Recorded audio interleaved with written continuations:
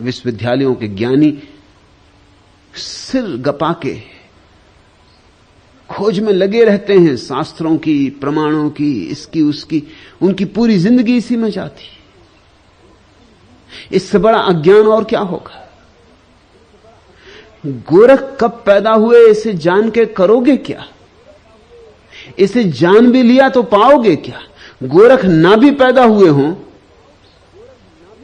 यह भी सिद्ध हो जाए तो भी क्या फायदा है? हुए हों न हुए हों अर्थहीन है। गोरख ने क्या जिया उसका स्वाद लो। इसलिए तुम्हारे विश्वविद्यालय ऐसी व्यर्थता के कामों में संलग्न हैं कि बड़ा आश्चर्य होता है। इन्हें विश्वविद्यालय कहो या ना कहो, इनका काम ही, तुम्हारे विश्वविद्यालयों में चलने वाले जितनी शोध है सब कूड़ा करकट है। मैं एक जगह बोल रहा था, एक बहुत बड़े शोधकर्ता, बड़े पंडित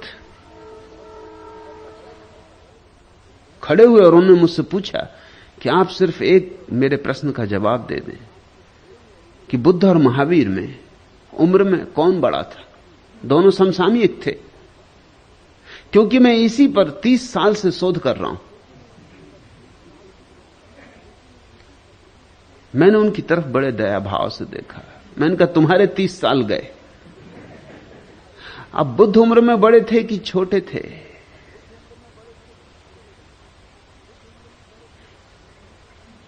इससे क्या सार है?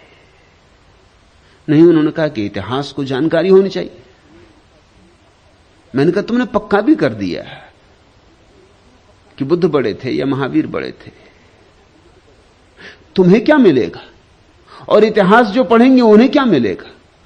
और 30 साल तुमने अपनी जिंदगी के कमा दिए और लोग सोचते हैं कि तुम एक बहुत महत्वपूर्ण कार्य में लगे हो। कभी कभी तथाकथित ज्ञान के नाम पर ऐसी मूढ़ताएं चलती हैं कि अगर तुम गौर ना करो तो तुम्हें ख्याल ही ना आएगा। बुद्ध के अंतरतम में उतरो, महावीर के अंतरतम में उतरो तो तुम पाओगे वहां दो व्यक्ति भी नहीं है, एक ही है। वहां एक ही निरभ्र आकाश है, एक ही शून्य संगीत है, एक ही आनंद उत्सव है।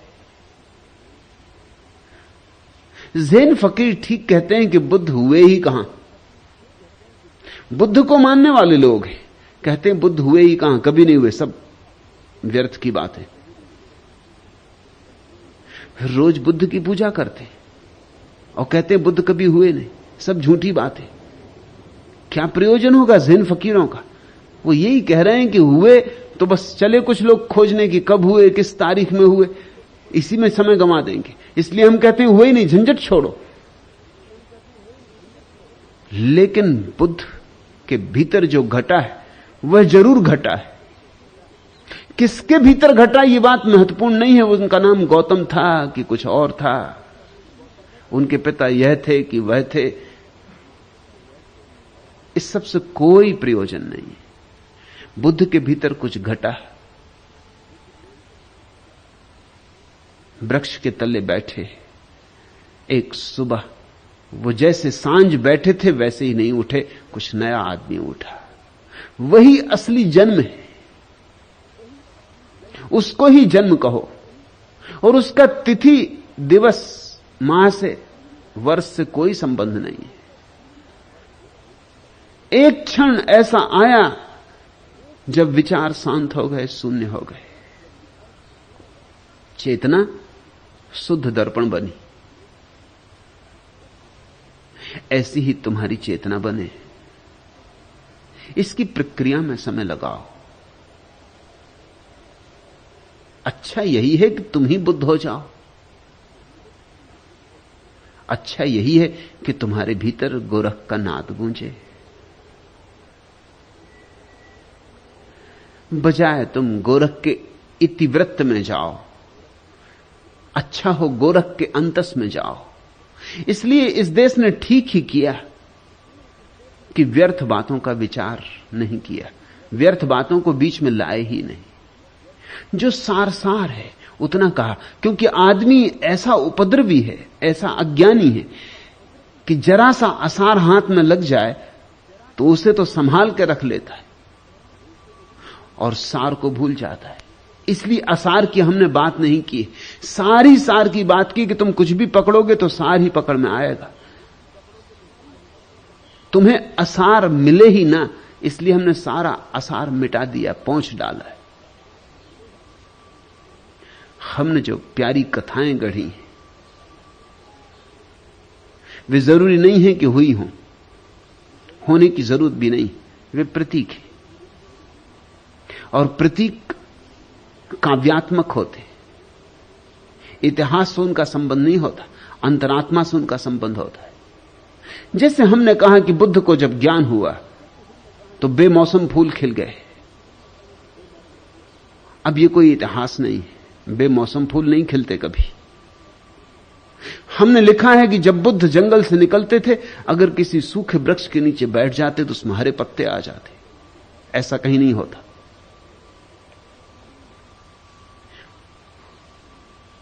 बुद्ध के ध्यान को, बुद्ध की समाधि को देखकर वृक्ष में हरे पत्ते आ जाएं, यह इतिहास नहीं। मगर जहां बुद्ध के चरण पड़ते हैं वहां हरियाली फैलती है, इतना सूचक है। वहां जीवन हरा होता है, वहां जीवन में नई उमंग आती, नया प्रसाद बरसता है। बुद्ध एक वर्षा है अमृत की। इस बात को कहने का यह काव्यात्मक ढंग हुआ, इससे ज्यादा नहीं। जीसस को सूली लगी और सूली के बाद वो पुनरुज्जीवित हुए। अब यह पुनरुज्जीवित होना कोई ऐतिहासिक घटना नहीं है, यह पुनरुज्जीवित होना एक गहन प्रतीक है, काव्य है। इतना ही कहा जा रहा है कि जीसस जैसे व्यक्ति की मृत्यु हो ही नहीं सकती। मृत्यु तो अज्ञानियों की होती। जिन्होंने मान रखा है हम देह हैं वो मरते, जिन्होंने जान लिया कि हम देह के भीतर अदेही हैं वे कैसे मर सकते? उनकी तो सूली से भी नए जीवन का ही प्रारंभ होता है।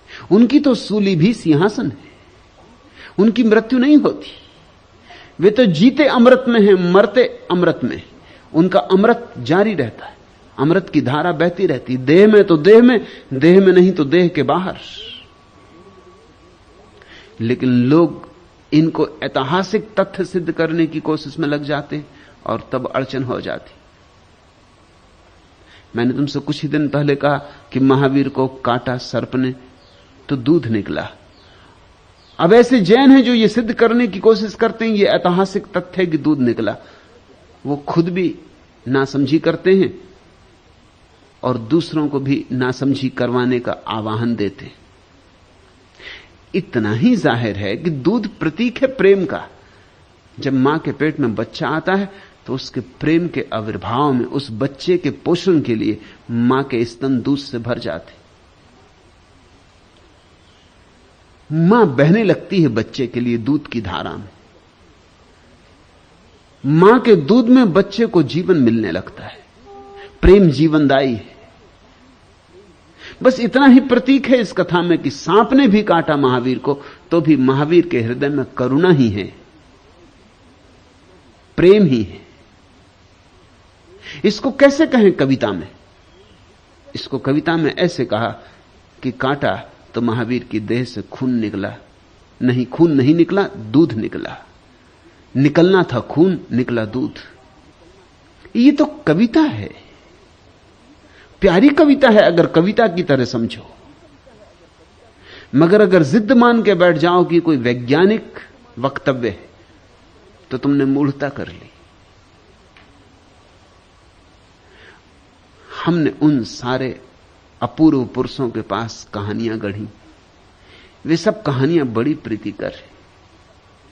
उन कहानियों को तुम इशारे समझना, सही गलत का संबंध ही नहीं है उनसे कुछ।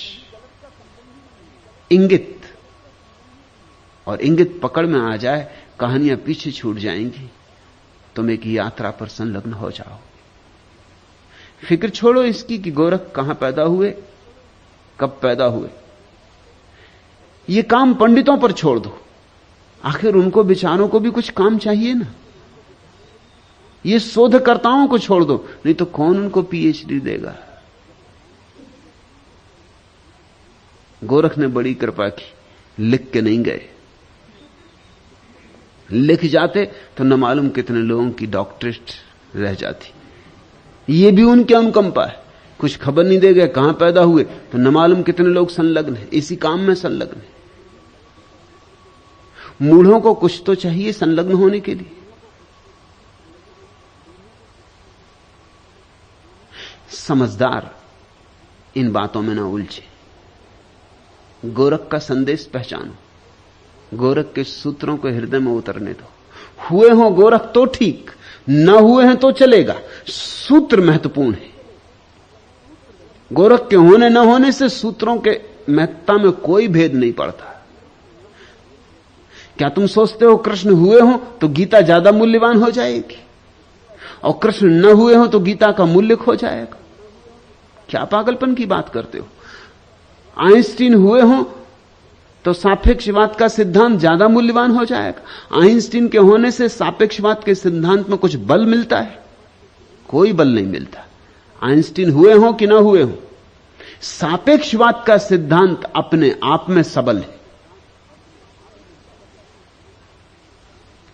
उसकी भित्ति उसमें ही है। किसने उसे जन्म दिया यह बात गौण है। तुम्हें पता है किसने पहली दफा आग जलाई? वैज्ञानिक कहते हैं कि दुनिया का सबसे बड़ा आविष्कार है आग का। किसने सबसे पहले जलाई? हमें कुछ पता नहीं। हो गए होंगे कोई कम से कम 50,000 साल या उससे भी ज्यादा जब किसी आदमी ने आग जलाई होगी। उसका नाम तो किसी को भी पता नहीं, लेकिन उसके नाम के न होने से क्या तुम आग पर रोटी नहीं सेक लेते हो? क्या जब सर्दी लगती तो आग के पास बैठ के ताप नहीं लेते हो? उससे क्या लेना देना है? आ था कि बा था कि सा था, काला था कि गोरा था, हिंदुस्तान में घटी बात कि अफ्रीका में घटी बात, कहां सबसे पहले आग जली, किसने जलाई? क्या भेद पड़ता है? हम जानते हैं कि आग बहुमूल्य है अपने आप में। ऐसी ही साधना की प्रक्रियाएं हैं। आग है, जलती आग। अगर हिम्मत हो छलांग लगा लो। मरो है जोगी मरो, मरो मरण है मीठा। तिस मरणी मरो, जिस मरणी मर गोरख दीठा। उसी आग में तुम भी कूद जाओ जिसमें गोरख कूद गया। उसी निर्विचार की अग्नि में तुम भी भस्मीभूत हो जाओ, और तुम्हारे भस्मियों से उठेगा एक नया रूप, एक नया आलोक, एक नया जीवन जो शाश्वत है। दूसरा प्रश्न, मैं सांसारिक अर्थों में सब भांति सुखी हूं, लेकिन फिर भी सुखी नहीं। मेरे दुख का कारण भी समझ में आता नहीं, आप मार्गदर्शन दें। सांसारिक अर्थों में जो सब भांति सुखी होता है उसे ही पहली बार पता चलता है कि सुख में कुछ सार नहीं। दुखी को तो पता ही नहीं चलता। दुखी तो इसी आशा में जीता है कि सांसारिक सुख मिल जाएंगे तो सब ठीक हो जाए। दुखी आदमी की आशा में बड़ी जीवंतता होती। दुखी आदमी की आंखों में आशा की ज्योत होती। सिर्फ सुखी आदमी की आंखों से आशा की ज्योत खो जाती। इसलिए मैं निरंतर कहता हूं कि सिर्फ सुखी आदमी, तथाकथित धार्मिक अर्थों में सुखी आदमी ही, सांसारिक अर्थों में सुखी आदमी ही धार्मिक यात्रा पर निकल सकता है। जब तुम्हारे पास सब तथाकथित सुख हैं और फिर भी सुख नहीं है, तब एक बात साफ हो गई कि इस संसार में सुख नहीं हो सकता है। बाहर से जो तुम इकट्ठा कर सकते थे कर लिया।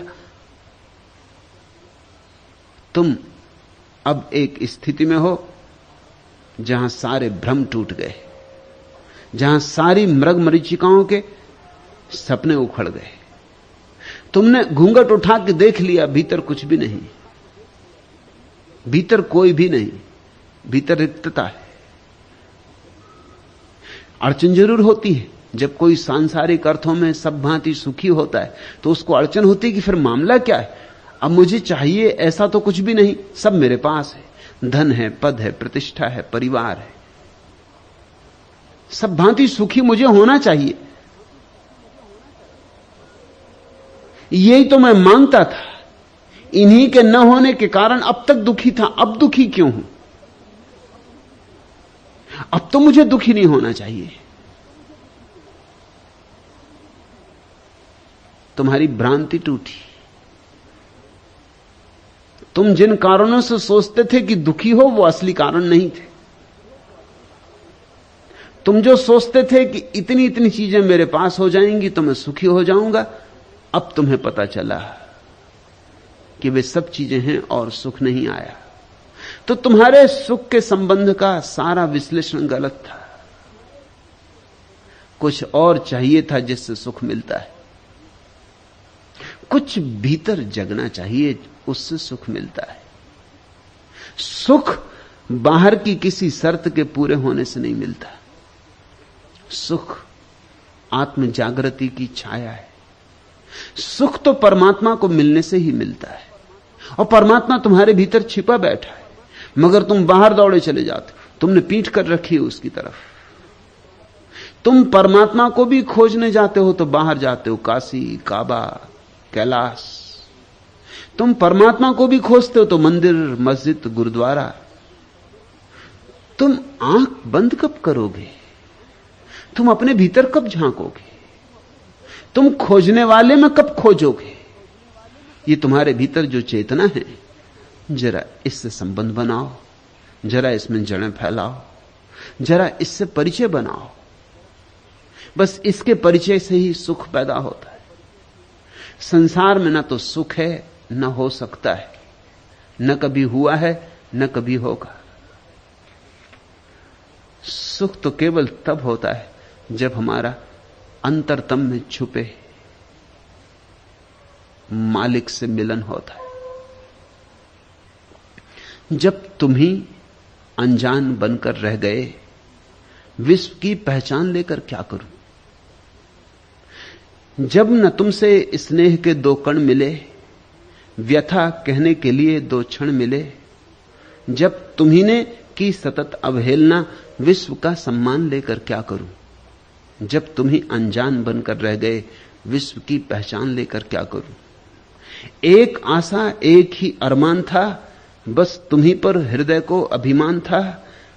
पर न जब तुम ही हमें अपना सके, व्यर्थ यह अभिमान लेकर क्या करूं?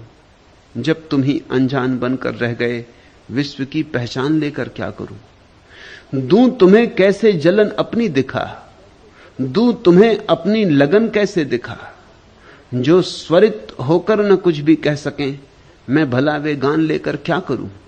जब तुम ही अनजान बनकर रह गए, विश्व की पहचान लेकर क्या करूं? सलब का था प्रश्न दीपक से यही, मीन ने यह बात जीवन से कही। हो विलक तुमसे न जो फिर भी मिटे, मैं भला वे प्राण लेकर क्या करूं? जब तुम ही अनजान बनकर रह गए, विश्व की पहचान लेकर क्या करूं? अर्चना निष्प्राण की कब तक करूं? कामना वरदान की कब तक करूं? जो बना युग युग पहेली सा रहे, मौन वह भगवान लेकर क्या करूं? जब तुम ही अनजान बनकर रह गए, विश्व की पहचान लेकर क्या करूं? परमात्मा से पहचान हो, उससे थोड़ा नाता बने, नेह नाता बने, उससे थोड़े प्रेम का सूत्र जुड़े, कच्चा धागा ही सही उसके प्रेम का, और सुख की अनंत वर्षा हो जाती। सारा संसार पाकर जो नहीं मिलता, वो समाधि का एक क्षण पाके मिल जाता है। संपदा भीतर है, संपदा तुम लेकर आए हो। सुख तुम्हारा स्वभाव है, सुख को अर्जित नहीं करना है और सुख के लिए कोई शर्त पूरी नहीं करनी। सुख बेशर्त है क्योंकि सुख स्वभाव है। दुखी होना विभाव है, सुखी होना सहज घटना है। जैसे आग गर्म है, यह उसका स्वभाव। ऐसे मनुष्य आनंदित हो, यह उसका स्वभाव। आनंदित मनुष्य को देख के यह मत सोचना कि कुछ विशिष्टता हो गई। आनंदित मनुष्य सामान्य मनुष्य है, सरल मनुष्य है। दुखी मनुष्य को देख के समझना कि कुछ गड़बड़ है, कुछ विशिष्टता है। दुखी आदमी असाधारण आदमी, क्योंकि जो नहीं होना चाहिए उसने करके दिखा दिया। सुखी आदमी तो वही कर रहा है जो होना चाहिए।